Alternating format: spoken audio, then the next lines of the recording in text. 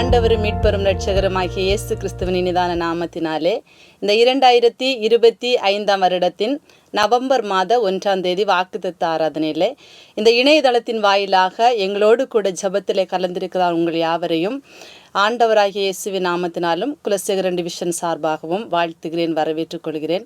இந்த நல்ல வாய்ப்பை கொடுத்ததான தேவாதி தேவனுக்கு என்னுடைய உள்ளத்தின் ஆழத்திலிருந்து நன்றியை தெரிவித்துக் கொள்கிறேன். நாம் எல்லாரும் தலைவணங்கி ஜெபித்து இந்த வாக்குத்தத்த ஆராதனையை ஆரம்பிப்போம். எங்களை அளவில்லாமல் நேசிக்கிறதான கிருபையுள்ள நல்ல பிதாவே, ஆசீர்வதிக்கப்பட்டதான இந்த நாளின் காலை வேளைக்காய் நாங்களுமே நன்றியோடு துதிக்கிறோம் ஐயா. உமக்கு நன்றி செலுத்துகிறோம் ஆண்டவரே.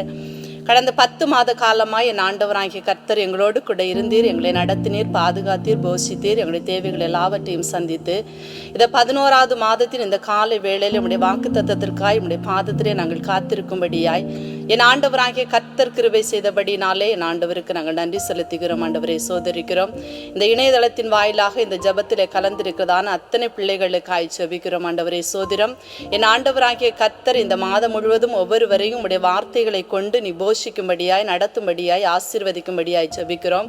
உடைய நாமம் மட்டுமே இந்த ஆராதனைகள் மூலமாய் மகிமைப்படட்டும். கர்த்தர் வாக்குத்தத்தங்களின் மூலமாய் எங்களுடைய ஜனங்களை ஆசீர்வதிக்கும்படியாய் ஜெபிக்கிறோம். ஆண்டவரை சோதிரம். உடைய கிருபையினாலும் உடைய பிரசனத்தினாலும் கர்த்தரை மறைத்துக் கொள்ளும். இந்த நாளிலும் கர்த்தருடைய வார்த்தையை கொடுக்கிறதான உடைய பிள்ளைகளுக்காய் ஜெபிக்கிறோம்.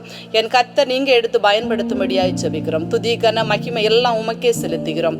மீட்பரின் நாமத்தில் கேட்கிறோம், கிருபையுள்ள நல்ல பிதாவே, ஆமென். இந்த நாள் எனக்கு தந்த நல் நாதா, சந்ததமும் நமோ சரணம். இந்த நாள் எனக்கு தந்த நல் நாதா, சந்ததமும் நமோ சரணம். வந்தன்னை ஆளும் வரந்தாயின் நாளும், வந்தன்னை ஆளும் வரந்தாயின் நாளும், வல்ல இத்தருணம், வல்ல இத்தருணம். இந்த நாள் எனக்கு தந்த நல் நாதா, சந்ததமும் நமோ சரணம். பானொளி வீசுமுன் வானொளி என்னகம் தாவ கிருபை ஈவாம். பானொளி வீசுமுன் வானொளி என்னகம் தாவ கிருபை ஈவாம். பாதை காட்டி பல வாதை ஓட்டும் எந்தன், பாதை காட்டி பல வாதை ஓட்டும் எந்தன் பாவ நாசதேவாம், பாவ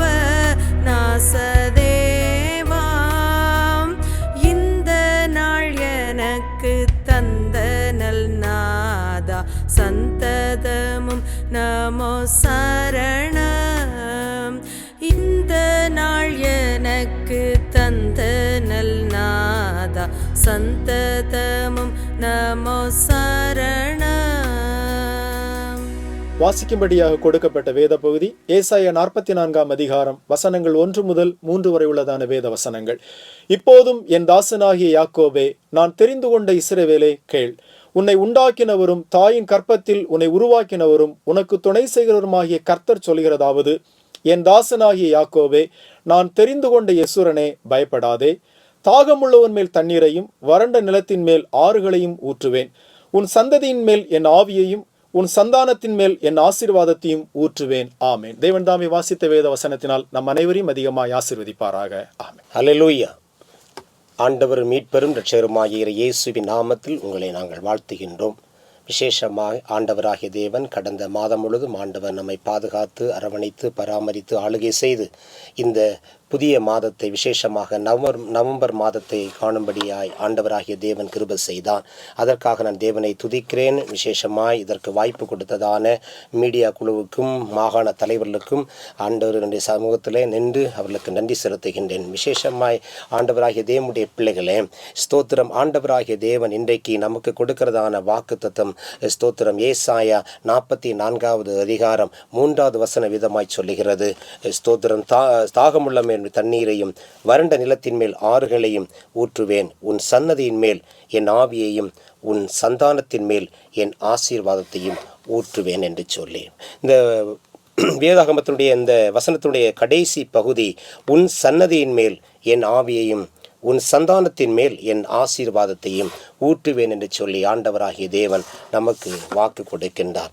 தேவனால் தெரிந்து கொள்ளப்பட்ட, ஆண்டவராகிய தேவனால் நேசிக்கப்பட்டதான இஸ்ரவேல் மக்கள் பாவம் செய்து பாவத்தினாலே சோர்ந்து போய் ஆண்டவராகிய தேவனுடைய கட்டளைகளை மீறி அதை விட்டு வழி விலகி சென்று ஸ்தோத்திரம் எல்லாவற்றையும் இழந்து ஆத்மீக வாழ்வை ஸ்தோத்திரம் சிதைத்து வறண்டு போன நிலையில் இருந்து கொண்டிருக்கிறதான ஸ்தோத்திரம் இந்த இஸ்ரவேல் ஜனங்களை பார்த்து ஆண்டவர் சொல்லுகிறார், மீண்டும் அந்த ஜனங்களுக்கு ஒரு மீழ்ச்சியை கொடுக்க வேண்டும், மீண்டும் அந்த ஜனங்களை ஒரு புத்துணர்வுக்கு நேராய் கொண்டு செல்ல வேண்டும் என்று சொல்லி ஆண்டவர் நினைத்துதான் இந்த வாக்குத்தத்தை ஆண்டவர் கொடுக்கின்றார். உன் சன்னதியின் மேல் என் ஆவியையும் உன் சந்தானத்தின் மேல் என் ஆசீர்வாதத்தையும் ஊற்றுவேன் என்று சொல்லி, கிறிஸ்துவுக்குள் அன்பான தேவனுடைய பிள்ளைகளே, ஆண்டவராகிய தேவன் ஆவியையும் ஆசீர்வாதத்தையும் ஊற்றுவேன் என்று ஜனங்களை பார்த்து சொன்னார்.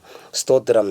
நம்முடைய தேவன் சன்னதியையும் சந்தானத்தையும் ஆசீர்வதிப்பேன் என்று சொல்லுகின்றார். சந்ததி என்று சொன்னால் தேவனுடைய ஆவியினால் நிரப்பப்படுகிறவர்கள். அல்லேலூயா. நாம் தேவனுடைய ஆவியினால் நிரப்பப்படுகின்றோம். சந்தானம் என்று சொல்லும்போது அந்த ஆவியின் ஆசீர்வாதத்தை அனுபவிக்கிறவர்களாக நம்முடைய சன்னதி, நம்முடைய பிள்ளைகளுடைய பிள்ளைகள், ஸ்தோத வருங்கால ஜெனரேஷன், ஸ்தோத சன்னதிகள் ஆசீர்வதிக்கப்பட வேண்டும்.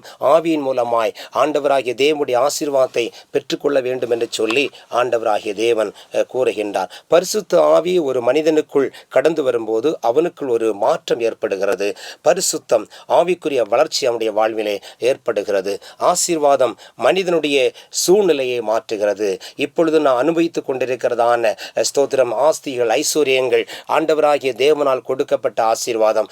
ஸ்தோத்திரம். அந்த ஆசீர்வாதத்தை ஆண்டவராகிய தேவன் இஸ்ரவேலுக்கும் கொடுப்பேன் என்று சொல்லி வாக்கு கொடுக்கின்றார். பிரியமான தேவனுடைய பிள்ளைகளே, ஒரு மனிதனுடைய வாழ்விலே பரிசுத்த ஆவியை பெற்றுக்கொள்ளும் போது உள்ளான வாழ்விலே ஒரு மாற்றம் ஏற்படுகிறது. அந்த மாற்றத்தின் விளைவுதான் வெளிப்படையாய் நாம் அனுபவித்து வருகிறதான ஆசீர்வாதங்கள். நிச்சயமாக வேதம் சொல்லுகிறது, 2 ராஜாக்கள் 2வது அதிகாரம் 1 முதல் ஸ்தோத்திரம் 15 முடிய வசனங்களை வாசிக்கும் போது, எலியாவிடமிருந்து எலிசான் இரட்டிப்பான ஆவியை கேட்டுக்கொண்டான். எலிசா அதை பெற்றபோது அவனுடைய வாழ்விலே ஆவிக்குரிய ஒரு சக்தி அவனுக்குள் கடந்து வந்தது. ஆவிக்குரிய மாற்றம் அவனுக்குள் நிகழ்ந்தது.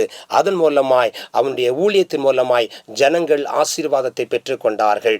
ஸ்தோத்திரம். ஆம் பிரியமானவர்களே, நிச்சயமாய் ஆவிக்குள்ளாய் நாம் ஜீவிக்கும் போது, பரிசுத்த ஆவியை பெற்று நாம் ஜீவிக்கும் பொழுது நிச்சயமாய் நமக்குள் அந்த ஆவி கிரியை செய்து வெளிப்படையாய் ஜனங்கள் பார்க்கும்படியாய், இந்த உலகம் பார்க்கும்படியாய் ஆண்டவராகிய தேவன் அந்த ஆசீர்வாதத்தை நம்மேலும் நம்முடைய பிள்ளைகள் மேலும் நம்முடைய சந்தானத்தின் மேலும் ஆண்டவர் ஊற்றுவேன் என்று சொல்லி வாக்கு கொடுக்கின்றார். எசேக்கியேல் 37வது அதிகாரம் 1 முதல் 10 முடிய வசனங்களை வாசிக்கும் போது பாருங்கள், உயிரற்ற எலும்புகள் ஆண்டவராகிய தேவன் அவருடைய ஆவியினாலே உயிரிடை செய்தார். பாருங்கள், ஸ்தோத்திரம். எலும்புகள் நிறைந்த பள்ளத்தாக்கிலே எசேக்கியாவை கொண்டு நிறுத்தி, ஸ்தோத்திரம், இந்த எலும்புகள் எல்லாம் உயிரற்ற நிலையில் இருக்கிறதான இந்த எலும்புகள் உயிரடையுமா என்று சொல்லி ஸ்தோத்திரம் கேட்டபோது நிச்சயமாக ஆண்டவராகிய தேவனுடைய ஆவியினாலே அது ஆகும் என்று சொல்லி ஆண்டவராகிய தேவன் அதை வெளிப்படுத்தி அதை ஸ்தோத்திரம் உயிரடை செய்யும்படியாய் ஆண்டவராகிய தேவன் உதவி செய்தார். பிரியமான தேவனுடைய பிள்ளைகளே, ஸ்தோத்திரம், நம்முடைய வாழ்விலே ஸ்தோத்திரம், நம்முடைய ஆவிக்குரிய வாழ்வு அல்ல உலக பிரகாரம் வாழ்வு,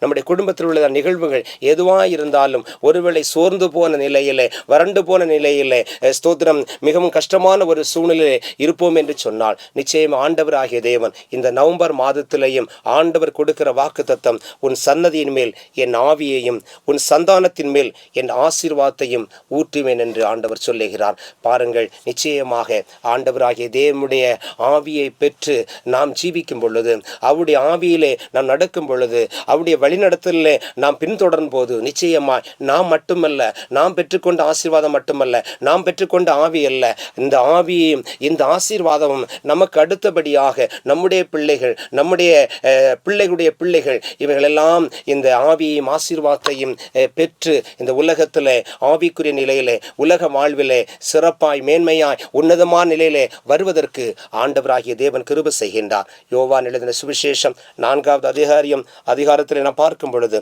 சமாரிய ஸ்திரீயை நாம் பார்க்கும் பொழுது ஆண்டவராகிய தேவனோடு அவள் பேசி கொண்டிருந்தாள், இயேசுவோடு உரையாடி கொண்டிருந்தாள். இந்த உரையாடுதலை நமக்கு நன்றாக தெரியும். ஆனால் ஸ்தோத்திரம், ஆண்டவராகிய இயேசு அந்த சமாரிய ஸ்திரியோடு பேசி கொண்டிருந்த வேளையிலே ஸ்தோத்திரம் அவர் கேட்கிறாள், ஸ்தோத்திரம், நீ நித்திய காலமாய் ஊறுகிற நீரூற்று. ஆண்டவராகிய தேவனுடைய சமூகத்தில் ஸ்தோத்திரம் அந்த சமாரிய ஸ்திரீ தான் கொடுக்கிற தண்ணீர் மீண்டும் தாகம் உண்டாகும். ஆனால் ஆண்டவராகிய தேவன் கொடுக்கிற அந்த நித்திய நீரூற்று அது ஒரு நாளும் தாகம் ஏற்காது, அது ஒரு நாளும் தாகம் உண்டாகாது. அந்த தாகம் உண்டாகாத ஆவியையும் அந்த ஆசீர்வாதத்தையும் ஆண்டவராய் இயேசுவின் மூலம்தான் கொடுக்க முடியும், பெற்றுக்கொள்ள முடியும். அந்த ஆவியையும் ஆசீர்வாதத்தையும் இந்த மாதத்தில் நாமும் நம்முடைய பிள்ளைகளும் நம்முடைய சந்ததியும் பெற்றுக்கொள்ள ஆண்டவராகிய தேவனுடைய சமூகத்தில் நம்மை நாம் அர்ப்பணித்து அவருக்கு நாம் ஒப்பு கொடுத்து இந்த மாதத்தை நாம் ஆரம்பிப்போம். ஆண்டவராகிய தேவன் நம்முடைய பிள்ளைகளையும் நம்முடைய சன்னதியும் சந்தானத்தையும் ஆண்டவராகிய தேவன் இந்த மாதம் முழுதும் ஆசீர்வதித்து இந்த மாதம் முழுதும் வருகிற நாட்களும் ஸ்தோத்திரம் ஆண்டவர் நம்மை ஆசீர்வதித்து நம்மை வழிநடத்த தேவனுடைய சமூகத்தில் நம்மை அர்ப்பணிப்போம். ஆண்டவர் நம் அனைவரையும் அதிகமாய் ஆசீர்வதிப்பாராக. எவரும் அப்படியே நாம் தலைவணிக்கு நாம் ஜெபம் செய்வோம்.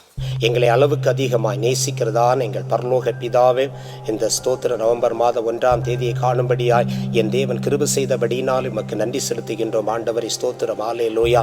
என் தேவன் இந்த நாளிலேயும் கொடுத்த வாக்கு தத்தத்திற்காக உமக்கு நன்றி ஆண்டவரே. இந்த வாக்கு தத்தங்கள் எல்லாம் எங்களுடைய வாழ்க்கையிலே பலிக்கும்படியாய் ஆண்டவர் கிரியை செய்யும்படியாக உம்மை நோக்கி நாங்கள் ஜெபிக்கிறோம். ஆண்டவரை ஸ்தோத்திரம், அல்லேலூயா. விசேஷமாய் ஆண்டவரை ஸ்தோத்திரம், அல்லேலூயா. என் தேவன் ஆண்டவரை உம்முடைய வார்த்தையின் மூலமாய் ஆண்டவரை ஸ்தோத்திரம், அல்லேலூயா. சன்னதியின் மேல் என் ஆவியையும் சந்தானத்தின் மேல் என் ஆசீர்வாதத்தை ஊற்றுவேன் என்று சொன்ன ஆண்டவர் இந்த நாளிலேயும் ஆண்டவரை, இந்த மாதத்திலேயும் ஆண்டவரை உம்முடைய சமூகத்தை நாடி வருகிற ஆண்டவரை உம்மை பின்பற்றுகிற எல்லா மக்கள் மேலும் ஆண்டவரை உம்முடைய ஆவியையும் ஆசீர்வாதத்தையும் ஊற்ற வேண்டும் என்று உம்மை நோக்கி நாங்கள் ஜெபிக்கின்றோம். ஆண்டவரை அப்பா ஸ்தோத்திரம், அல்லேலூயா.